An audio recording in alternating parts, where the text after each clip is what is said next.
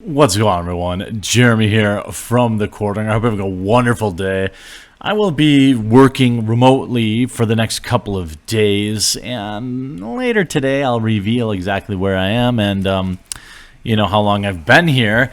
I probably should have green screened my studio behind me, but nonetheless, I think it's safe to say that most of us strongly dislike LeBron James. I suppose unless you're a Lakers fan or Heat fan or Cleveland fan, you don't like the guy. Most people, I believe, at least that would watch my videos, don't like him because he's a shill.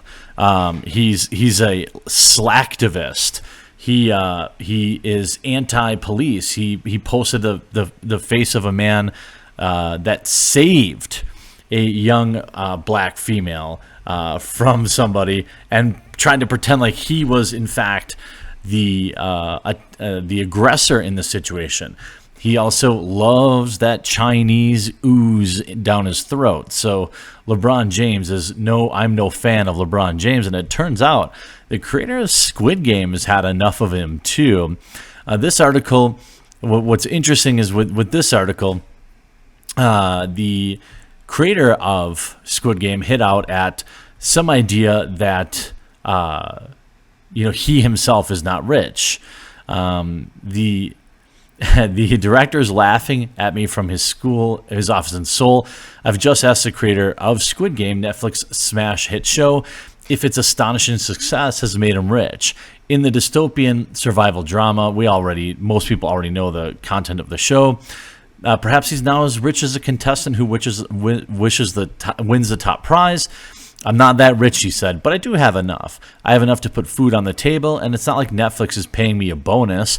Netflix paid me according to the original contract. That seems unfair. After all, the 50-year-old South Korean filmmaker has made hundreds of millions for his paymasters. Squid Game earlier this month overtook Bridgerton as the most successful Netflix show ever.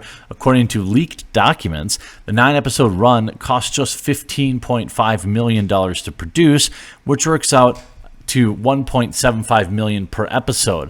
In return, it's been extraordinary. The series, which Netflix estimates has been watched by 142 million households, is boosted its subscriber figures by 4.4 million people.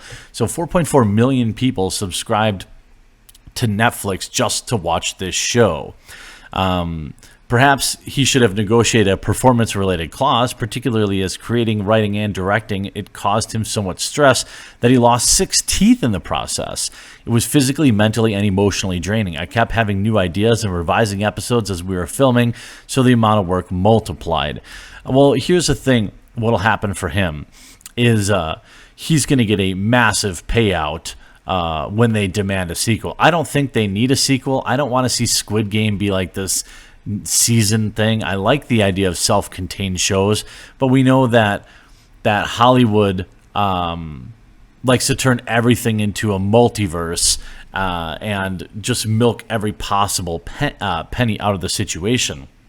Now, in case you didn't know, LeBron James, most importantly, didn't like the show. LeBron James didn't like the ending of the show, which I'm going to do my best to not spoil here, but hey, 150 million people already saw it. I thought the ending was fine. It actually made sense to me based on who he was and his personality, but I can understand LeBron James did not have a, fourth dimensional chess 500 IQ take. He just wanted the more traditional ending. I have a soft spot for movies that don't go that easy way out. Sometimes a happy ending is good, but I tend to lean towards ones that are just simply more realistic. LeBron James is laughing now. There's apparently a feud with the Squid Game creator. Now, after the Lakers star said he didn't like the ending of the Netflix show's finale, he had a sly response ready for James. "That's my ending," the South Korean director declared. If he has his own that would satisfy him, maybe he could make his own sequel. I'll check it out and maybe send him a message saying, "I liked your whole show except for the ending." Absolutely savage. I wouldn't argue that this isn't this is with barbs. This I don't think that this Korean director cares to hear what LeBron James thinks about his show. That's my ending, the director declared. So James learned of his response and then tweeted, "This can't be real. I hope not, but it is real." The Squid Game creator has some things, so he retweets Sports Illustrated.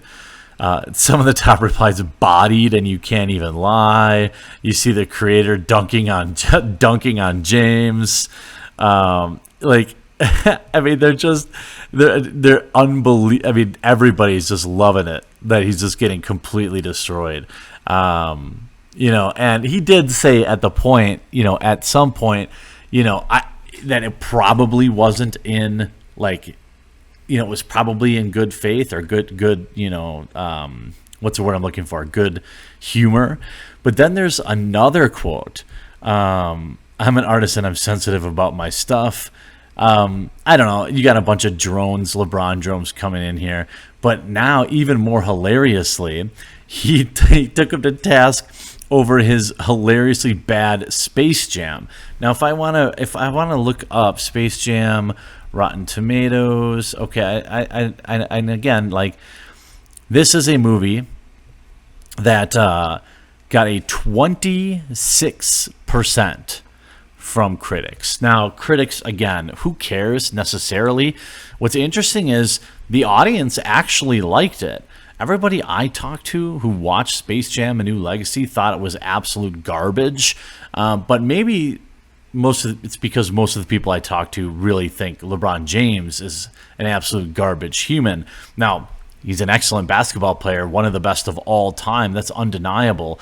But I don't want to see more LeBron. I want to see less.